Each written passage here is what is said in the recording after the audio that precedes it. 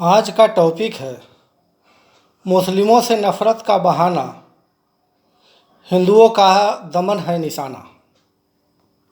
दोस्तों, ये टॉपिक बहुत ही महत्वपूर्ण है और हर हिंदू को जानने लायक है, हर हिंदू के लिए विचारणीय है, वह चाहे जहाँ का भी हो, जिस परिस्थिति में भी रह रहा हो। आज जो पूरे देश में स्थिति है, उसके लिए इन बातों को जानना बहुत ज़रूरी है। इसलिए हमारा सभी साथियों से आग्रह है कि जो भी इस वीडियो को सुनेंगे उसको अपने सभी कॉन्टैक्ट को शेयर ज़रूर कर देंगे। साथियों, जो टॉपिक हमने बताया है इसे राजनैतिक भाषा में तुष्टीकरण कहते हैं, अंग्रेजी में एपीजमेंट। आजकल यह बात बहुत ज़ोरों पर है कि मुस्लिमों के प्रति नफ़रत फैलाया जा रहा है। पिछले कुछ दिनों से कहा जा रहा है कि जितना नफ़रत इन दिनों है, या कहें कि मोदी के कार्यकाल में जितना नफ़रत फैला है, उतना पहले कभी नहीं था। मुस्लिमों को टारगेट किया जा रहा है। सारे सेकुलर इस बात को बार बार दोहरा रहे हैं। बात यहाँ तक पहुँच गई कि सेकुलर लोग खाड़ी देशों में मजहबी कट्टरपंथी मुल्लों को फ़ोन करके कह रहे हैं कि यहाँ भारत में आपके धर्म वालों पर अत्याचार हो रहा है, आप अपने यहाँ से हिंदुओं को नौकरी से निकाल दीजिए। तो आइए हम तुलना करते हैं कि तुष्टीकरण कौन कर रहा है और उसका शिकार कौन लोग हो रहे हैं। अभी जब कोरोना काल चल रहा है तो आपने लगभग 50 से अधिक वीडियोज देखे होंगे जिसमें मुस्लिम समुदाय के लोग फलों पर थूक लगा रहे, फलों के ऊपर कुल्ला कर रहे, पेशाब करके उसके ऊपर छिड़क रहे, सब्जी बेचने वाले सब्जियों के ऊपर थूक रहे, पेशाब छिड़क रहे, कुल्ला कर रहे। अब जब इसके बारे में लोग बोलते हैं तो कहा जाता है कि मुस्लिमों को बदनाम किया जा रहा है, नफ़रत फैलाया जा रहा है मुस्लिमों के प्रति। इतना ही नहीं, सेकुलर सरकारें आदेश निकाल देती है कि जो व्यक्ति ऐसे वीडियो को अपलोड करेगा या शेयर करेगा उसके खिलाफ सरकार कार्रवाई करेगी और जेल भेजेगी। दिल्ली सरकार ने तो मुल्लों से फल सब्जी नहीं खरीदने पर कई लोगों को पकड़ भी लिया। मतलब आपके पास मौलिक अधिकार भी नहीं है कि आप अपने इच्छा अनुसार अपने पसंद के रेहड़ी वाले से सामान खरीदें। परंतु किसी मौलवी या मौलाना ने अपने समुदाय से अपील नहीं किया कि ऐसी गंदी हरकत न करें, यह मानवता को शर्मसार और इस्लाम को बदनाम करने वाला है। मतलब बिल्कुल साफ है कि मुस्लिम समुदाय चाहे जो करे, आप उसको सार्वजनिक रूप से उजागर भी नहीं कर सकते। इतना अधिकार आपके पास नहीं है। अब आप ही निर्णय करिए कि ज्यादती किसके साथ हो रहा है, दबाया और कुचला किसे जा रहा है। दिल्ली के निजामुद्दीन मरकज से जिस प्रकार तबलीगियों ने कोरोना बम को पूरे देश में फैलाया, पूरा देश जानता है। आज भी उनमें से 3000 लोग लापता हैं। आखिर किसने छुपाया हुआ है उनको? वे लोग पुलिस पर थूक रहे, इलाज कर रहे नर्सों पर थूक रहे, हॉस्पिटल में हग रहे, मूत रहे, बोतल में पेशाब भरकर लोगों के पर फेंक रहे, डॉक्टर को मार रहे, नर्सों को गंदी फिल्म दिखा रहे, नंगे घूम रहे, नर्सों के कपड़े फाड़ रहे। परंतु कोई बात नहीं, वो मुस्लिम है, उनको गलत बताने वाला ही गलत है। वो ऐसे गलत हो ही नहीं सकते।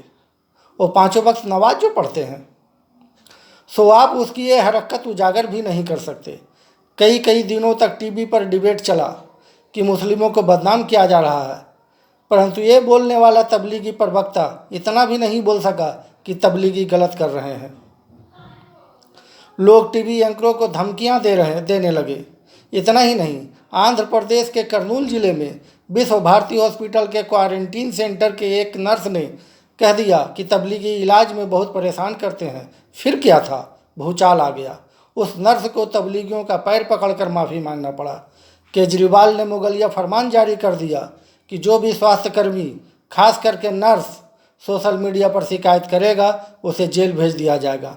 मतलब ये कि हिंदुओं को उसकी सारी जहालत चुपचाप सहनी पड़ेगी। अगर बोले तो जेल जाओगे। अब आप ही बताएं कि जुल्म किसके साथ हो रहा है, किसे कुचला जा रहा है। मैं आपको फेसबुक पर वायरल हो रहे एक और वीडियो का जिक्र करता हूं। यह घटना 21 अप्रैल 2020 की है। उत्तर प्रदेश के हापुड़ जिला के सरावा गांव में 250 से 300 लोग त्यागी परिवार के घर घुस जाते हैं और चाकुओं से उनके परिवार पर वार करते हैं। कुछ बाहरी लोग थाना को फ़ोन कर देते हैं और पुलिस तुरंत पहुंच जाती है। खैर, लोगों की जान बच जाती है, परंतु सवाल यह है कि क्या किसी को यह हक है कि आप किसी के घर घुसकर लोगों की जान ले लें? और सबसे अहम बात कि अगर यूपी में योगी जी की सरकार नहीं होती तो उस त्यागी परिवार के साथ क्या हुआ होता, कोई भी सहजता से अंदाज़ा लगा सकता है। आप लोग इस घटना का जिक्र कर रहे तो कहा जा रहा है कि नफरत फैलाया जा रहा, परंतु मुस्लिम लोग अपने समुदाय से अपील नहीं कर रहे कि आप ऐसा न करें। अगर हिंदू ऐसा करता तो मुस्लिमों से पहले सेकुलर लोग सड़कों पर उतर जाते और कहते कि योगी जी के इशारे पर यह सब हो रहा है। अब आप ही निर्णय करिए कि ज्यादती किसके साथ हो रहा है, दबाया और कुचला किसे जा रहा है। मैं आपको लखनऊ का एक घटना बताता हूँ। यह घटना लखनऊ इंटीग्रल हॉस्पिटल के डॉक्टर एम सिद्दीकी साहब से संबंधित है। इस हॉस्पिटल में नर्सों को कोरोना जांच एवं उससे बचाव के लिए उचित किट नहीं दिए गए। नर्सों ने नियमतः पहले मांग की, 2 दिनों तक इंतजार किया। तीसरे दिन उन लोगों ने काम करने से इनकार करते हुए धरना पर बैठ गई। भाई, उन्हें भी कोरोना का डर है। नर्स लोग कोई फिदायीन थोड़े ना है कि मरने से उसे डर नहीं लगेगा। सिद्दीकी ने उन नर्सों को समझाने के बजाय धमकी देते हुए कहा कि हमारे पहुंच के बारे में तुम्हें नहीं पता, आंख निकाल लेंगे तुम लोगों का। अब आप ही बताइए और सोचिए कि जब योगी जी ने सारे व्यवस्था एडवांस में कर रखा था तो मेडिकल किट की कमी कैसे हुई? दूसरा ये कि वो किस तक पहुंच की बात कर रहा था? सीधा सा जवाब है, अखिलेश यादव, भूतपूर्व मुख्यमंत्री यूपी। अब इस बात को एक बच्चा भी समझ सकता है कि उस डॉक्टर सिद्दीकी ने कोरोना फैलाने के लिए नर्सों को किट नहीं दिया। उसकी यही मंशा थी। जब बीएचयू के प्रोफेसर शाहिद तबलीगियों को छुपा कर रख सकता है तो डॉक्टर सिद्दीकी क्यों ऐसा नहीं कर सकता? अब आप ही फैसला करिए कि जुल्म किसके साथ हो रहा है। तो क्या इन सेकुलर नेताओं का ये कहना है कि हिंदुओं के साथ चाहे जो हो तुम बोल नहीं सकते, तुम्हारे पास बोलने का अधिकार है ही नहीं? मतलब तो यही निकलता है। एक प्रकरण मुंबई की है। एक दंपत्ति कुरियर वाले से कुरियर लेने से मना कर देते हैं क्योंकि वो कोरोना संक्रमण के सेफ्टी का मानक पूरा नहीं कर रहा था। इनकार करने पर उसने वीडियो बनाया एवं कहा कि आपने मुझे मुस्लिम होने के कारण पार्सल नहीं लिया, और वो लड़का अपनी बात जबरन मनवाने की कोशिश कर रहा था, परंतु दंपत्ति अंदर चला गया जैसा कि उसके वीडियो में दिखता है। परंतु कुछ सेकुलर लोग उस बूढ़े दंपत्ति को मुकदमा कर जेल भेज देती है। मतलब यह कि अगर मुस्लिम कोई भी शिकायत आपके खिलाफ करेगा तो सेकुलर सरकार उसकी बात मानेगी और आपको अंदर कर देगी। ठीक उसी के उलट आप उसके खिलाफ कोई भी शिकायत करो, पुलिस आपको टरकाने की कोशिश में रहेगी। फिर भी आप नहीं माने तो पुलिस उस मुस्लिम को बुलाकर आपके खिलाफ भी मुकदमा दर्ज कर देगी, जिससे परेशान होकर आप अपना शिकायत वापस ले लें। और अब आप ही बताइए कि जुल्म किसके साथ हो रहा है, दबाया और कुचला कौन जा रहा है? अभी 4 दिन पहले ही सोनिया ने अर्णव गोस्वामी पर सिर्फ इसलिए मुकदमा कर दिया कि उसने सोनिया को उसके असली नाम अंटोनियो माइनो से पुकार दिया। ये वही लोग हैं जो टुकड़े टुकड़े गैंग द्वारा लगाए गए नारे भारत तेरे टुकड़े होंगे इंशाअल्लाह इंशाअल्लाह, भारत की बर्बादी तक जंग जारी रहेगा, अफजल हम शर्मिंदा हैं तेरे कातिल जिंदा हैं को अभिव्यक्ति की आज़ादी बता रहे थे। तथा पीएम मोदी चोर है, मौत का सौदागर है। महिलाओं एवं बच्चों से शाहीन बाग में आपत्तिजनक टिप्पणी उकसा कर कराने के बाद ये बोलते थे कि लोगों में मोदी के प्रति गुस्सा है। लोग अपने गुस्से का इजहार कर रहे हैं। जब सोनिया को मुकदमा से दिल नहीं भरा तो उसने अर्णव मुखर्जी को मारने के लिए गुंडे लगा दिए ताकि उसे मौत दिया जा सके। आज जब मोदी जी प्रधानमंत्री हैं तो ये हाल है। जिस दिन सब कुछ इनका ही था उस दिन कितना जुल्म हिंदुओं पर किया सहज ही समझा जा सकता है। संदेश साफ है कि सेकुलर चाहे जो करे, खुद को हिंदू बताने वाला कुछ नहीं बोल सकता। वो गुलाम है और उसे हर प्रकार से कुचला जाएगा। ओवैसी ने 2 दिन पहले पाल घर पर बयान देते हुए कहा कि अलीमुद्दीन अंसारी, रकीब, अखलाक, तबरेज अंसारी और पहलू खान की हत्या भी हिंदुओं ने इसी तरह किया। मतलब चोर, बलात्कारी, गौ हत्यारा में कोई गौ हत्यारा में और साधुओं में कोई अंतर नहीं। उसने पश्चिम बंगाल के प्रहलाद पाल के पूरे परिवार की हत्या, छोटा हनुमान, छोटा मोदी, कमलेश तिवारी, इसके अलावा कईयों केरल और अन्य जगह के हिंदुओं जिसे मुस्लिमों ने मॉब लिंचिंग कर मार डाला या उसके घर में घुस कर मार डाला, उसके बारे में एक शब्द भी नहीं कहा। मैं ये नहीं कहता कि मुस्लिमों की हत्या जायज़ थी, परंतु साधुओं की हत्या जिस प्रकार साजिश रच कर निर्ममतापूर्वक किया गया और सेकुलर नेता जिस प्रकार बयान दे रहे हैं, उससे साफ संकेत मिल रहा है कि उनके मन में जो आएगा वो करेंगे, जिसको जो उखाड़ना है उखाड़ ले। पालघर में सिर्फ संतों की हत्या नहीं हुई, बल्कि सनातन संस्कृति की हत्या हुई है।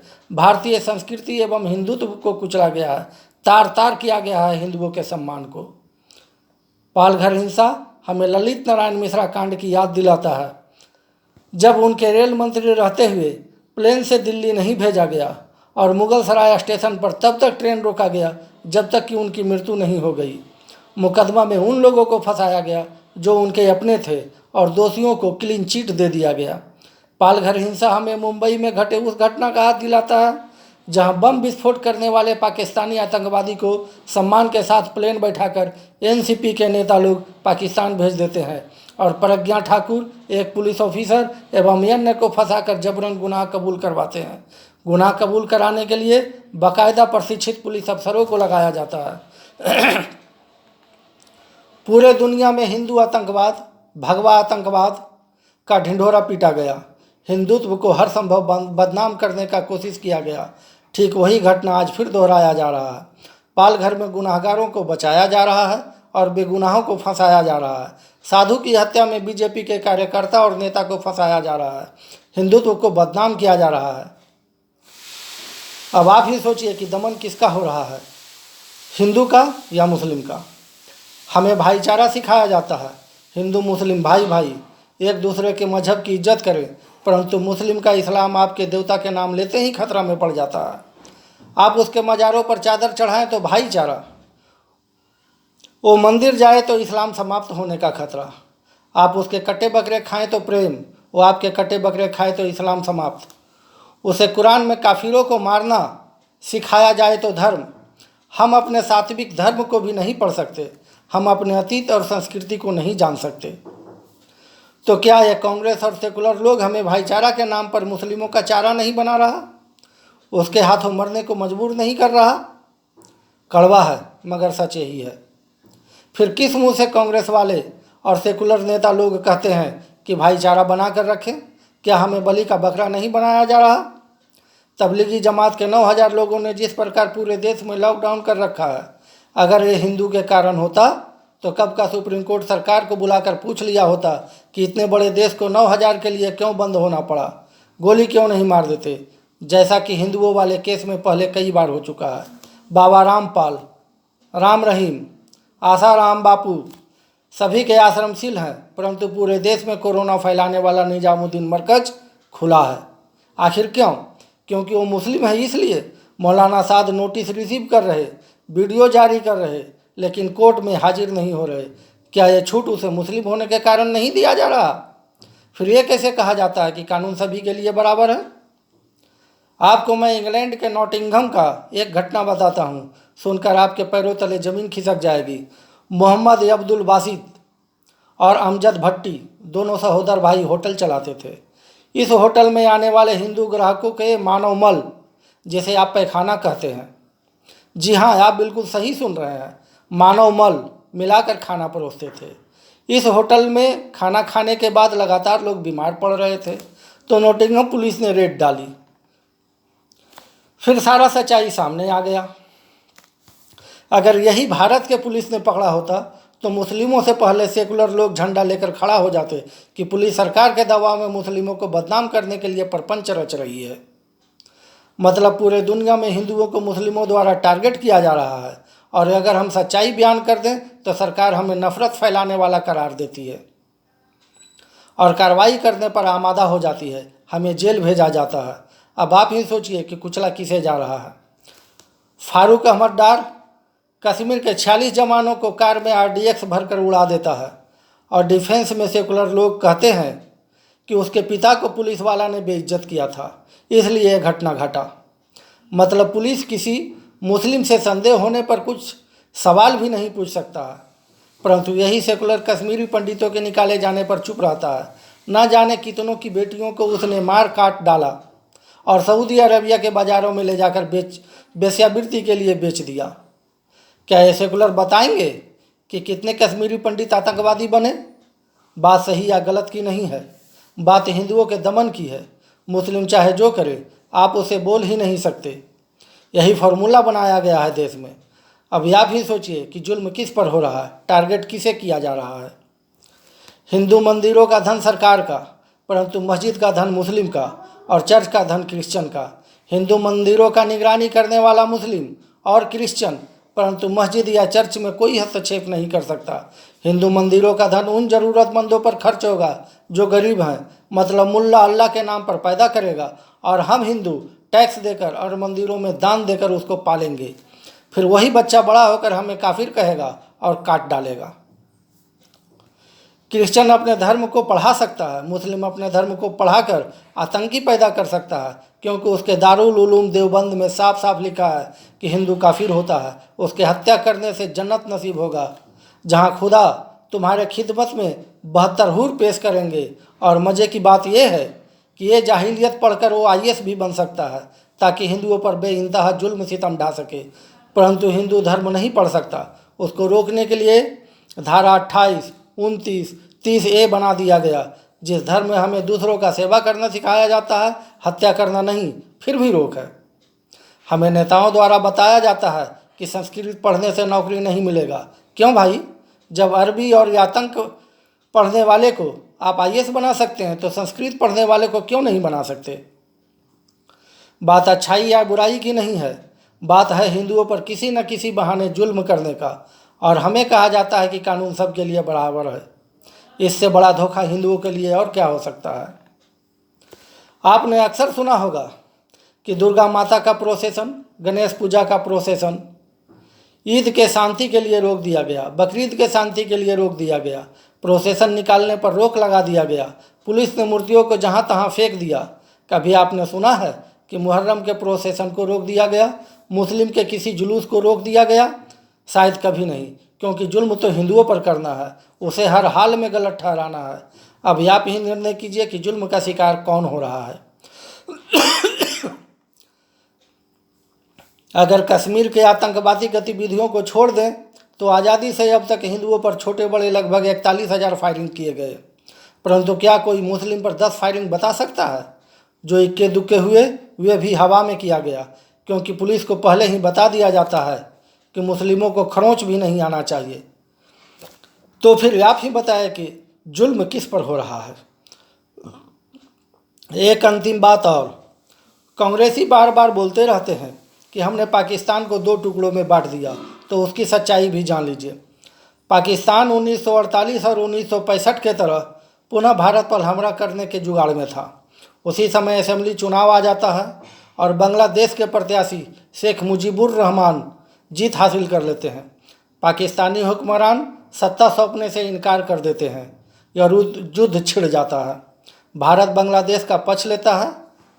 91,000 पाकिस्तानी सैनिक, भारत के जवान सैनिक सरेंडर करा लेते हैं।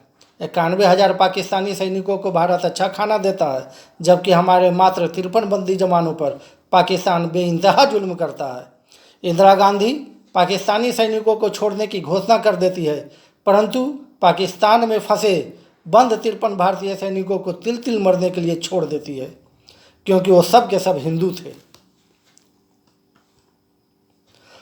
अब इस बात को 5 साल का बच्चा भी समझ सकता है कि 91,000 के बदले 53 लोग आसानी से लिए जा सकते थे, परंतु उसको हिंदू होने का सजा दिया गया।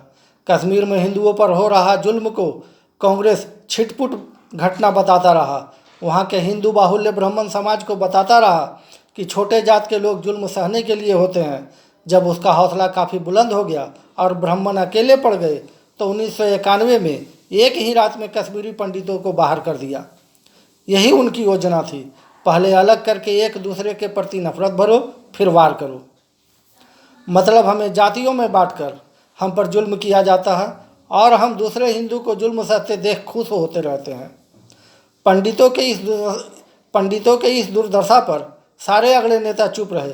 अगर देखें तो उन दिनों कांग्रेस वाम दल का बोलबाला था और सभी बड़े नेता अगले वर्ग के थे, जिसे लोग मेरा जात महान कहकर वोट देते हैं। परंतु कोई काम ना आया, क्योंकि कश्मीरी पंडित हिंदू थे। वही अगर मुस्लिम के साथ होता तो वही नेता जो पंडितों पर चुप रहे, मुस्लिम के ऊपर हुए जुल्म को पूरे दुनिया में बढ़ा चढ़ा कर दिखाते। अब समझना आपको है कि 70 सालों से अनवरत सह रहे जुल्मों को मुस्लिम अल्पसंख्यक है कहकर सहना है, या अपने ऊपर हो रहे जुल्मों के विरुद्ध आवाज़ उठाना है। अभी 20 अप्रैल की पटना की घटना है। पटना सिटी में सन्नी गुप्ता अपने बेटी के शादी के तैयारी में लगा था। लॉकडाउन टूटने का इंतजार था, परंतु उससे पहले ही हथियार तस्कर चांद मोहम्मद ने घर में घुसकर गोली मार दी। खाजे कला के दारोगा SHO या प्रभारी जो कहिए, एक मुस्लिम है, सनोवर खां नाम है उनका। सिर्फ सांत्वना दे रहे, गिरफ्तारी नहीं कर रहे। उनके जगह अगर कोई हिंदू मुस्लिम को गोली मार रहा होता तो अब तक पुलिस उसके परिवार पर टूट पड़ती कि हाजिर कराओ। फिर कानून सब के लिए एक जैसा कैसे? इस हत्या पर सभी सेकुलर चुप, मीडिया चुप, सरकार चुप, क्योंकि वो हिंदू है। इतनी सारी बातें उदाहरण देकर बताने का लबोलुआब ये है कि आप जिन नेताओं को अपना समझकर वोट देते हैं, दरअसल उसके मन में आपके प्रति सिर्फ दिखावा है। उसका दिल मुस्लिमों के लिए धड़कता है, आपके लिए नहीं। खुदा न करे चांद मोहम्मद जैसा कोई मुस्लिम आपको मार दे या आपके बेटी के साथ कोई हादसा कर दे, तो वही आपका नेता आपको सिर्फ सांत्वना देगा, करेगा कुछ नहीं, बल्कि वो उस मुस्लिम को बचाएगा और आपको सुलह करने का सलाह देगा। जो बातें मैं आपको आज बता रहा हूँ और ये आप मामूली समझकर नज़रअंदाज कर रहे हैं, मैं आपको कुछ पुरानी बातें भी सुना देता हूँ। पहला, 1947 में पाकिस्तान के हिस्से पड़े हिंदुओं को कुछ बुद्धिजीवी लोगों ने बताया था कि आप हिंदुस्तान चले जाओ, अभी समय है, मुस्लिम तुम पर जुल्म करेंगे, परंतु वे नहीं माने। आज क्या दशा है उनकी? सारी जायदादें जिस पर वे गुमान करते थे, मुस्लिमों ने हड़प लिया। पाकिस्तान पुलिस मूक दर्शक बनी रही और कुछ को तो पूरे परिवार के पुरुषों को काट कर उसके औरतों को कोठे पर बेच दिया और उसके संपत्ति के मालिक को ही हत्यारे बन बैठे।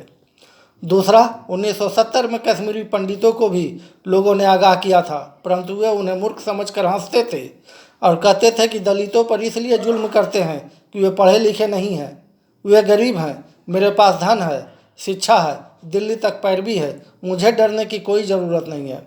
परंतु 1991 में एक ही रात में उन्हें निकाल दिया गया और प्रशासन हाथ बांधे खड़ा रहा। उस रात जो हुआ पूरा देश जानता है। तीसरा, दिल्ली के जामा मस्जिद के पास जो खान मार्केट है, वो पूरा मार्केट पहले हिंदुओं का था, आज वहाँ एक भी हिंदू नहीं है। चौथा, दिल्ली में ही एक डॉक्टर थे, डॉक्टर नारंग, भूमिहार ब्राह्मण, बहुत बड़े सेकुलर थे, खूब चर्चा थी उनकी सेकुलरिज्म की। अपनी प्रशंसा सुनकर वे फूले नहीं समाते थे। बड़े नेताओं के साथ उठना बैठना था, मुस्लिमों को बहुत मदद करते थे।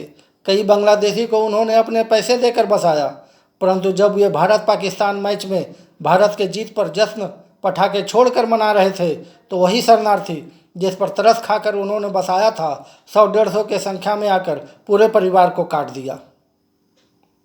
आप समझिए कि जो लोग मुस्लिम देश के हार पर जश्न मनाने पर अपने ऊपर उपकार करने वाले परिवार का सफाया कर सकता है, वो आपका क्या करेगा? आपको ये जो तथाकथित सेकुलर नेता दिखते हैं, जैसे अखिलेश यादव, मुलायम सिंह, मायावती, ममता बनर्जी, केजरीवाल, इनके जैसे और लोग, कांग्रेस एवं वाम दल का सारा नेता, वो चाहे आपका रिश्तेदार ही क्यों ना हो, वो आपका पक्ष नहीं ले सकता, क्योंकि वो खुद को हिंदू मानता ही नहीं। उसे तो खुद को हिंदू कहने में भी शर्म आती है। वो हर हालत में मुस्लिम का ही पक्ष लेगा, क्योंकि मुस्लिम वोट देने से पहले ही इस्लाम कबूल करवा लेता है। इन दलों का जो बड़ा नेता है, सभी इस्लाम कबूल कर चुके हैं। यह उतना ही सच है जितना कि किसी हिंदू को कुछ खाने देने से पहले उस पर थूकना, क्योंकि ये उसके धर्म में है। अगर नहीं थूका तो अल्लाह उसे जहालत देगा। आज वो सच हम वीडियो में देख रहे हैं। वो सारी चीज़ें जुठा करके बाज़ार में बेचता है, तो वो कुछ खाने को देगा तो बगैर जूठा किए कैसे दे सकता है? उसी तरह रोटी बेटी जात के तहत मुस्लिम इस्लाम कबूल करने पर फतवा देते हैं वोट के लिए। यह भी उतना ही सच है। इसका बानगी आप मुंबई में शिवसेना के ऑफिस उद्घाटन वाले वीडियो में देख ही चुके हैं और आप उद्धव ठाकरे का मुगलिया कार्रवाई भी देख ही रहे होंगे। इसलिए इन नेताओं को आप हिंदू समझने की भूल न करें। एक बात और, क्या हमें गुलामी की आदत पड़ गई है? हम सारे बातों को सरकार के तरीके से ही सोचते समझते हैं। अगर वो हमें आरक्षण की बात बताकर, अगड़ा पिछड़ा का बात बताकर, जात पात का बात बताकर हिंदू हिंदू में लड़ाता है और हमें कमज़ोर करता है, हमारा हिस्सा SC ST ले रहा है ये बताया जाता है, परंतु ये नहीं बताया जाता कि मुस्लिम हमारा कितना हिस्सा ले रहा है और हम उसको जानने की कोशिश भी नहीं करते। सरकार हमें मुस्लिमों का भाईचारा बताकर हमें उसका चारा बना देता है और हम उसका चारा आसानी से बन भी जाते हैं। क्या हमने सोचने समझने की शक्ति खो दी है? क्या हमने अपने शौर्य को भुला दिया है? क्या हमने अपने अतीत को भुला दिया है? क्या हमने अपने सामर्थ्य और पराक्रम को भुला दिया है? जब अगड़े पिछड़ों की बारी आती है, बैकवर्ड फॉरवर्ड की बारी आती है, तब तो हमारे खून में बहुत उबाल आता है, परंतु जैसे ही हिंदू मुस्लिम की बात आती है हमारा खून ठंडा पड़ जाता है। कहीं हम 1000 साल के गुलामी से प्रभावित तो नहीं हैं? शायद हाँ, तभी तो हम हर छोटे छोटे बातों पर हिंदू हिंदू में लड़ जाते हैं, अपनी महानता बखान करने लगते हैं, परंतु जैसे ही मुस्लिम की बात आती है हम भाईचारे की दुहाई देने लगते हैं, अपनी कमी को ढूंढने लगते हैं, चाहे क्यों नहीं मुल्ला हमारे घर की बेटी ही उठा ले गया हो। शायद हम ये भी भूल गए कि हमारे पूर्वजों ने मुगलों के कितने जुल्म सितम सहकर अपने धर्म को बचाए रखा। जो मुगल एक ही दिन में इस्लाम कबूल नहीं करने पर 10-10 हज़ार सर काट देता था, जिस कदर हमारे पूर्वजों ने अपने धर्म को बचाया, कितनी लड़ाइयाँ लड़ी होगी, ना जाने कौन कौन से जुल्म सहे होंगे, तब उनके आशीर्वाद से हमें सनातन प्राप्त हुआ है और हम उस पर गर्व करने के बजाय उन सेकुलर नेताओं के चक्कर में अपने पूर्वजों का मान सम्मान बेच रहे हैं। नेता अपना धर्म कर्म, जात पात, रीति रिवाज, ईमान, जमीर सब बेच दिया, उससे हम आशा लगाए बैठे हैं। हमने खुद को बेचा है चंद रुपयों के लिए, एक ठेका के लिए, मुकदमे में पैरवी के लिए, किसी बड़े कॉलेज में एडमिशन की पैरवी के लिए, नौकरी में पदोन्नति के लिए, मुखिया, सरपंच, पंचायत समिति, जिला पार्षद, नगर पार्षद के चुनाव में मदद के लिए। क्या ये सब मुस्लिम नहीं करते? सब कुछ करते हैं और अपना हिस्सा भी ज़्यादा लेते हैं क्योंकि वो अपने धर्म पर अडिग हैं। लोग उसके सामने झुकते हैं, वो किसी के सामने नहीं झुकता। वो अपना मान रखना जानता है और हम अपना मान बेच डालते हैं। मैं सभी हिंदुओं से अपील करना चाहता हूँ कि आज से हम शपथ लें कि अब से हम आपस में भेदभाव को मिटाने पर बल देंगे, हिंदू हिंदू भाई भाई होने का प्रयास करेंगे। किसी डोम, चमार, मुसहर के घर का पानी पी लेंगे, लेकिन किसी मुस्लिम के घर का थूका हुआ मेवा नहीं खाएंगे। अगर आज हमने संकल्प नहीं लिया तो समझिए हमने अपने बच्चों के लिए नर्क के दरवाजे खोल दिए हैं, जिसमें उसे बेइंतहा दर्द और जहालत मिलेगा। उसका भविष्य ऐसा ही होगा। जय हिंद, जय भारत, जय सनातन। धन्यवाद।